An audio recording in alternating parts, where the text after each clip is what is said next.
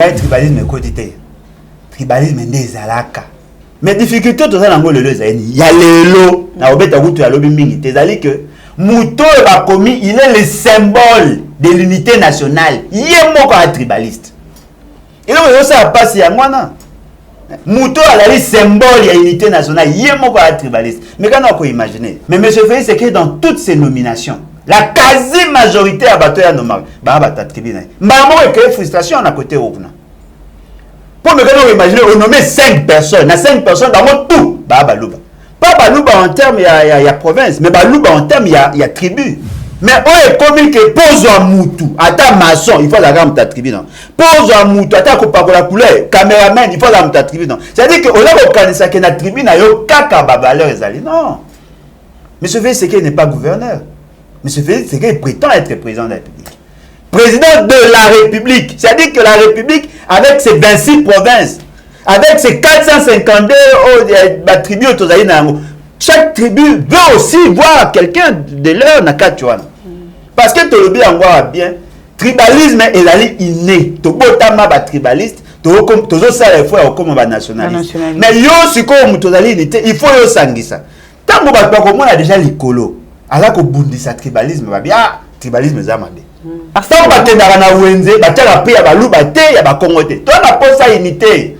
Ben ennemi na biso ne la ba wande. OK, merci. Ennemi na biso la balouba te.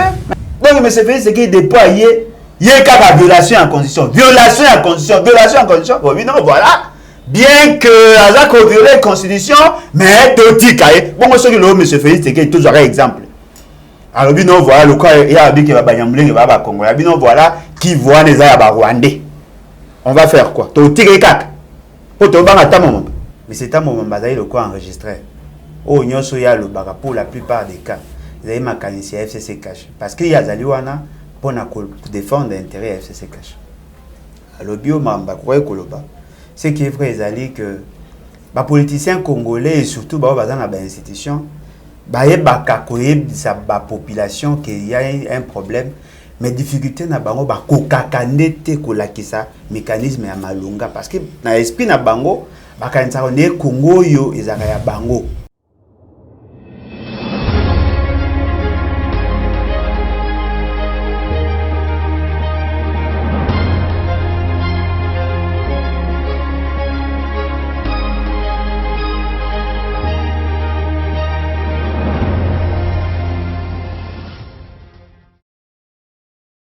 Beauté balandi ya plus clair télévision grâce à une fois de plus na banda kuna bino na numéro ya sika na mwana mboka Alain Bolonja to meka kosola na ye pour la actualité ce que circule on a vu la province ya Kinshasa to meka kosola les kambu ya rentrée parlementaire to meka kosola pe sur les kambu l'Italie tribalisme est-ce que vraiment ko régner na kati ya mboka na biso RDC to meka kosola ne makambu ebele je dis vraiment un grand merci à mon réalisateur Joël Gona na Simabilili pourquoi pas mon cordon ma fikou, pourquoi pas aussi à Petro Kossi depuis Allemagne. Je dis directement bonjour à mon invité, Mbote Mwanamboka. Mbote Maman Nangai, Mbote Nabalandi. En tout cas, merci une fois de plus pour l'opportunité de passer encore. Bonne santé. Nzamba zali ko sunga nzoto nangai zali mwa malamu. Eloko eza ko tunisa biso makasi ezali kaka lolenge mboka ezali ko tambola. Tozali komona ndenge ba pays voisins baza osakana na biso et fort malheureusement tozali na ba représentants bazali ko banga bango. Donc vous allez comprendre le degré à révolte na koyoza na ngona ngonga. Wana mboka to banda maman to kundola masolo rentrée parlementaire to monaki ndenge elikanaki ba sénateur pe ba députés nationaux bazalaki wana pe to yoka kina yo elongo discours ya mwana mboka Tambwe Mwamba na éviter ce to pour critiquer juste en quelques lignes. Bon, et le Caliboso est singé tout rappelé. Ils ont dit que effectivement la rentrée parlementaire, ils ont dit moko ya lolenge, il y a le constituant ba Ponaki, Ponakota Mbisamboka. L'institution parlement, ils ont constitué un bateau, ils ont voté. L'Assemblée nationale, ils ont voté au suffrage universel direct. Le Sénat, ils ont voté dans le suffrage indirect, ba membre nango. Déjà au départ, la Constitution voulait assez que ceux qui va salir publication, il y avait élection provisoire. Publication, il y avait résultat provisoire. 15 jours après, il faut installer l'Assemblée nationale, installer le Sénat. Ceux qui va ici qu'on installer, il y a un bureau provisoire bangonde bako s'organiser pour na un règlement intérieur pour valider le pouvoir et puis tina ko na règlement na fonctionnement pour na le bureau définitif. Moi d'ailleurs plénière à liboso et bongi ba convoqué. Il a mis balé la constitution lobby dans l'article 114 dans 115 si je ne m'abuse pas que deux chambres na ba ko se réunir en session ordinaire et extraordinaire. Ordinaire mars ordinaire a mis balé septembre. La session à septembre est essentiellement budgétaire. Il n'y a aucune confusion et belé. Essentiellement budgétaire. Il a dit que le budget. Non. Le a toutes les questions, mais principalement le budget. Parce que le budget de voter une année avant. Oui. Le quoi, le budget à 2021, il faut voter parce que le budget en tant que loi de finances, et depuis le premier jour, il y a année, le 1er janvier. Comme c'est une loi, ils ont repéré ça. Il y a une instance, il y a un gouvernement qui est ponctionné, il y a un revenu à battre. Il faut être dans le mois de janvier. Et puis aussi là, le 31 décembre à minuit.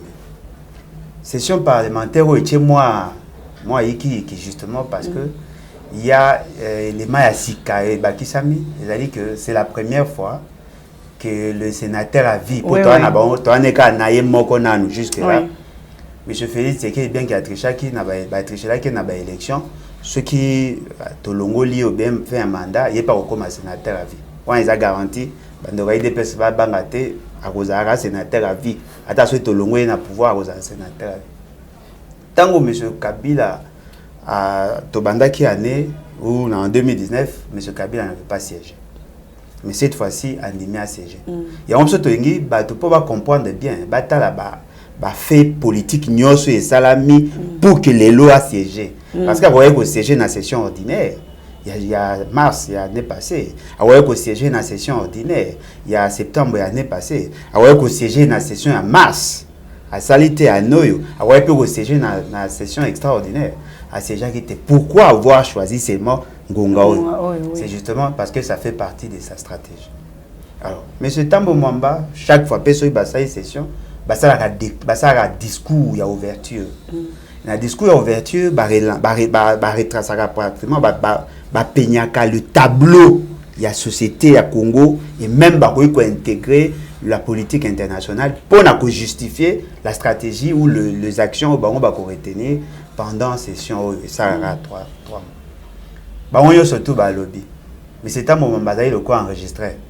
Pour la plupart des cas. Il y a un mécanisme FCC cash. Parce qu'il y a des gens pour défendre l'intérêt FCC cash. Le bio, ce qui est vrai, c'est que les politiciens congolais et surtout dans les institutions, la population qu'il y a un problème, mais difficulté na bango ba kokakandete kolakisa mécanisme ya malunga parce que dans l'esprit na bango bakanisa ne Congo yo ezaka ya bango. Yebuto ba ya bango te ezaka ya Kabila na monsieur Félix Tshisekedi. C'est-à-dire que tout leur raisonnement ils ont centré essentiellement sur les intérêts à Kabila na monsieur Félix Tshisekedi. Au moins on a déjà dans leur philosophie, ils pensent que bazali mabé, il faut pas améliorer les conditions de travail. Au moins on a essentiellement pour permettre que on base la majorité. Bref, les a ba redondance, ba makambo de abaloba, il aura sikalobité, il aura malunga ou ya rekolba. C'est bien qu'à mettre en évidence aussi les faiblesses, il y a gouvernance. Effectivement le pays a un problème de leadership, mais en oubliant que chaque instance, chaque institution a une responsabilité. Il n'y a pas de responsabilité en tant que parlementaire. Mabunda n'a pas de responsabilité en tant que parlementaire. M. Félix Tshisekedi n'a pas de responsabilité. Bref, tout le monde a sa responsabilité. Mais quand il y a responsabilité à peuple, il faut à la regardant, à prêter à la oreille, à l'aventure et ça, à l'institution. Parce que ça contre l'intérêt à peuple. Ok, moi, dans mon cas, je me suis c'était comme l'Italie, tribalisme. Tribalisme vraiment commis vraiment au centre. Il y a un cannabis, on éviter vraiment nini ils ont poussé bateau. Le tribalisme makasi, comme manabiso na biso ba congolais pour na nini. Bon, madame, je crois que avec votre autorisation, avant tout comme à ce genre parce que d'ailleurs sujet moi intéressant na makasi. Avant tout comme à ce genre, on a rappelé na bande konyoso baza kolanda que il y a un problème. Pourquoi Kabila est-il venu? Ok. stratégie à Kabila les Aïboy. Les alliés Alingui a lancé un message dans M. Félix Tshisekedi que nous avons Bangomi Baye Basigna qui deal et na deal na Bango Bayokana qui y a un pantin. Pantin wana rôle na yeko za pas chauffer chaise. Ce qui a ko chauffer chaise bakosa à la poutine. Ozoyo kama mizo tuna zo lo bawana ezangate. Eza M. Félix Tshisekedi mutasaka prophétie mutu nyoso alanda ya yebi. A chauffer chaise passa à la poutine. Bah sentir dans le niveau de la FCC que M. Félix Tshisekedi a ce docile. Il y a un moment où il a pour ça qu'on rappeler qu'ils ont le pouvoir sur lui. Par le fait qu'il a été kabilocratiquement élu, c'est-à-dire à la fruit, il y a deal, à la fruit, il y a cabal, il y a M. Kabila. Ce qu'on a dit, les éléments sont entourés scène politique. Il y a Liboso, M. Kabila a travaillé au niveau de l'opinion, il y a que M. Félix Tshisekedi est vulnérable. Alors, que M. Félix Tshisekedi a violé intentionnellement la Constitution, ce qui est malheureusement vrai.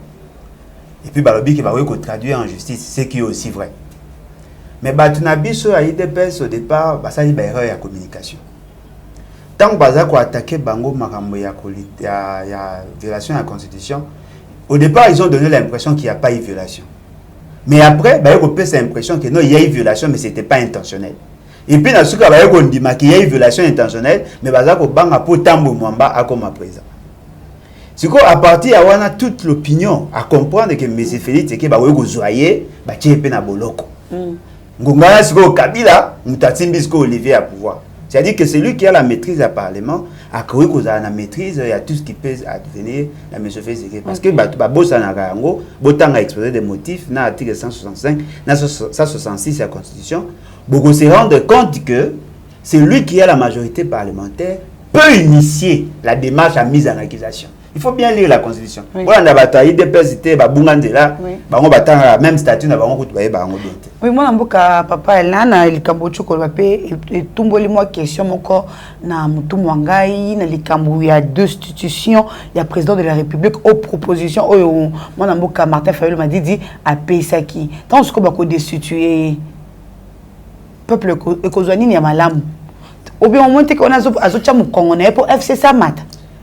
Il y a un azolo ba et c'est moi ezali que question on a opposé ezali justement pour la kosunga pour peuple congolais ça yebi. Mais pour la kosunga ba égaré au tobenga ka parlementaire debout parce que bango baza ko raisonner baza ko ça l'effort il y a ko réfléchir au-delà de ça. Question à Liboso, il faut te me poser question. Est-ce que M. Martin Fayulu a porté plainte contre Félix Tshisekedi? J'ai dit non. Parce qu'il n'a pas qualité, il a porté plainte contre M. Félix Tshisekedi. Ce qui M. Félix Tshisekedi a violé la Constitution. Oh, Martin Fayulu a eu une dénonciation. C'est-à-dire qu'il y a au prix à cour constitutionnel, il y a non, voilà, il y a eu cas de violation de la Constitution. Il donne des informations essentielles pour orienter l'action en justice. C'est la justice maintenant qui doit prendre cette information pour qu'elle ait initié la procédure. Oh, M. Martin Fayulu a eu une dénonciation. Oh, M. Martin Fayulu a eu à soutenir des démarches Yanan. Il y a des juges, il y a cour constitutionnelle. Maman Ngai. Ngai na autofana na Congo. Tu as dit que ceux qui maman bi pour la problème, elle a un réflexe avec la police. Oui. Tu as dit que ceux qui coulent na salé le comme moi ma benanzela ba magaï na police. Mais cette fois-ci, nani azo mema nani na justice. Les juges ya cour constitutionnelle, muto atalaka ceux qui loi makambo baza ça na Congo, ceux qui allaient conforme à la constitution. Et puis, Mouto Assam Bissaka, M. Félix Tshisekedi est au président de la République, n'a premier ministre en cas de violation de la Constitution. Mouto a une sommité, il y a pareil judiciaire, parce que la haute cour, c'est la cour constitutionnelle. Juge, juge, il y a cour constitutionnelle. Baza ko porter plainte contre Nani, contre monsieur a prêté serment au regard de l'article 74 de la Constitution, a dit qu'il n'a pas respecté la Constitution. Donc, cour constitutionnelle, membre de la cour constitutionnelle, ils ont porté plainte. Donc, c'est inédit. Et ça, on a noté. Et puis, le constituant a même pas qu'un jour, juge de la cour constitutionnelle a porté plainte contre l'institution présidente de la République. Ils ont porté M. Félix Tshisekedi pour avoir violé. Pour avoir violé quoi? Le droit à juge constitutionnel. Ce qui veut dire que là, il y a le sous-mot et le bas dans la Bible. Ok, ya ko tout qui sa mulimo mosantu balimbi sarate ndenge moko na ka ya monsieur Félix Tshisekedi. Il a violé intentionnellement le droit il y a ba juge ya cour constitutionnelle, c'est-à-dire que ezali tika mutu moko asali OPJ mabe mutu a kosambisa yo sali mabe. Donc eza grave, eza très grave. Ce qu'on va passer le bas, non voilà tondimi kasali masumu mais tozo banga mais c'est un moment ba à remplacer. Ça a coupé ça mu Congo po FCC mata. Et là liboso Félix Tshisekedi na FCC ba kabwanate. Bolanda ko sona na bango te za lokwa libala ya bato ba melaka masanga. Ba sona na miso ya bato mena ndaku baza mwasi na mbali. Na salo ba ko sona mena chambre ba obota. C'est ça la réalité. Est-ce que boyoka ta mukolo moko Félix Tshisekedi alobi ke Kabila na to kabwani? Aloba ngo jamais. Akena Braza. Alobi ke ngana Kabila bolingo seko telewa to ko kabwana te. Alobi yango bolandi et pas kendaki pas présence.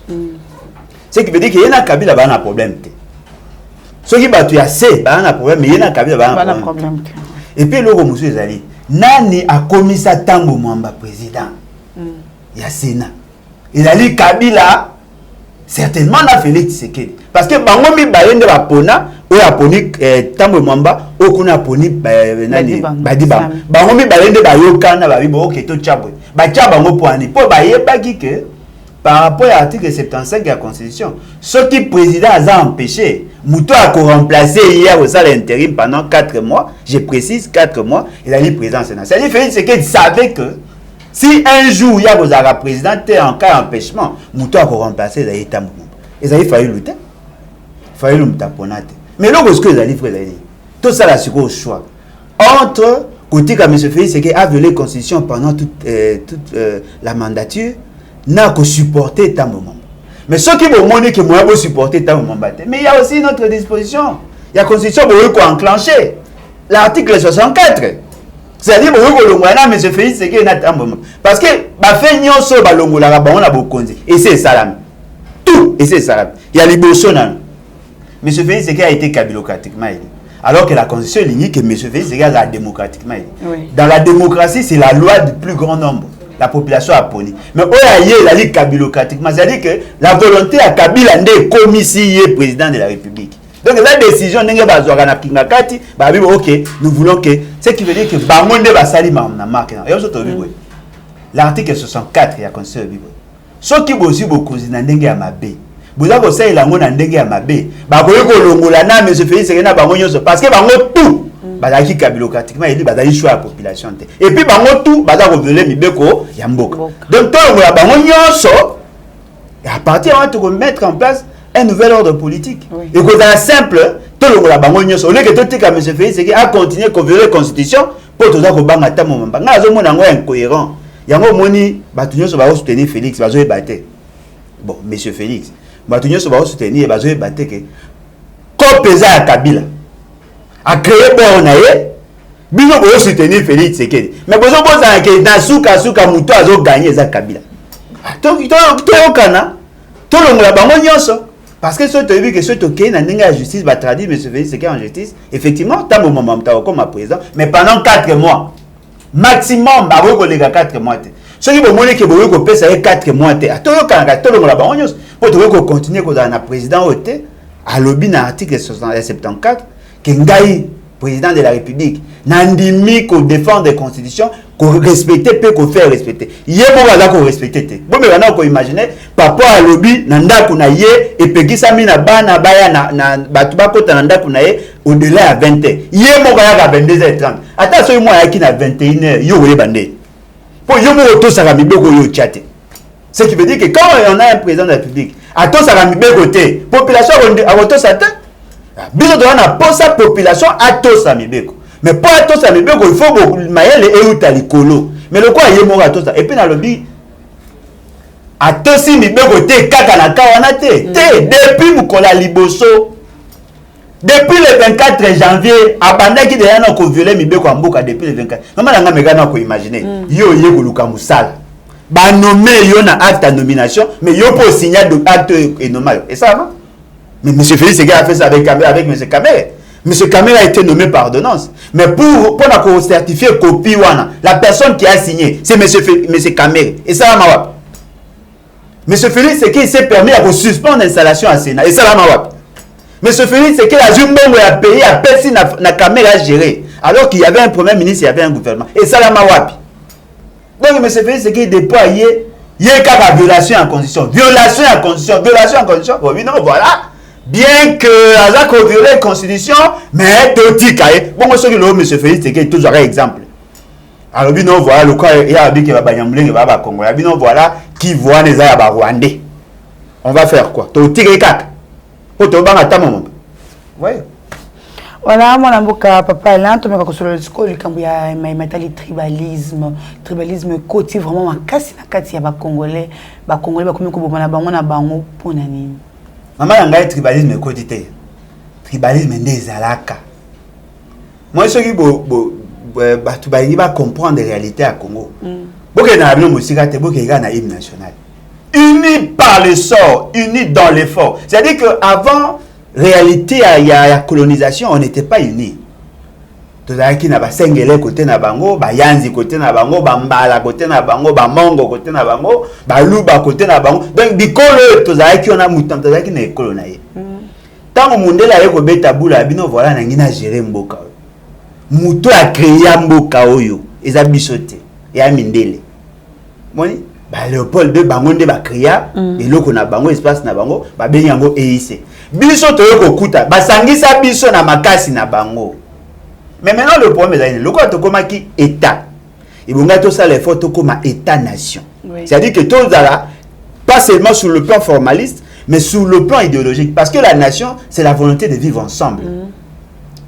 L'état congolais tant qu'on a évolué, abandonné ko linga unité. Beaucoup ko loba nyonso na Mobutu, azaki na degré de tribalisme na ye. Mais ça là quand même effort à na esprit mo wa ko sangisa. Il y a mutali boso batutu ba yebi ezana Lumumba. Avec esprit unitariste, azaki na posa Congo a uni. Mobutu a renforcé l'unité. Mais difficulté tout ça nango lelo ezali. Ya lelo na obeta kutu ya lobi mingi. C'est-à-dire que Muto ba komi, il est le symbole de l'unité nationale. Yemo ko tribaliste. Et donc, ça passe à moi. Muto a le symbole de l'unité nationale. Yemo ko tribaliste. Mais quand on peut imaginer, na Congo, tu as maël partout.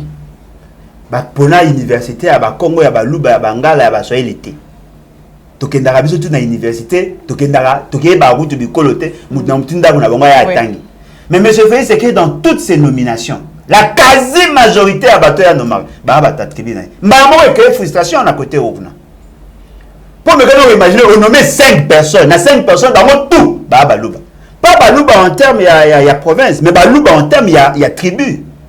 Si vous bateau mususu ba kobani il y a qui parakaka baluba. Mbamo que frustration, ata ceux qui ba kolinga ba moni ki yo zali mutu mabe. Oh, président de la République souci mission na ezali.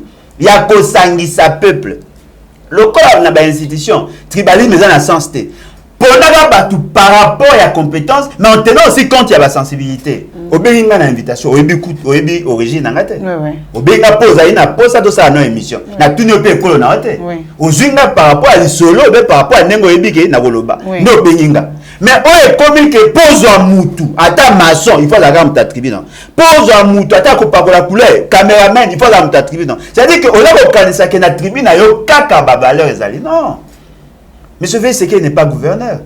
Monsieur Félix Tshisekedi prétend être président de la République.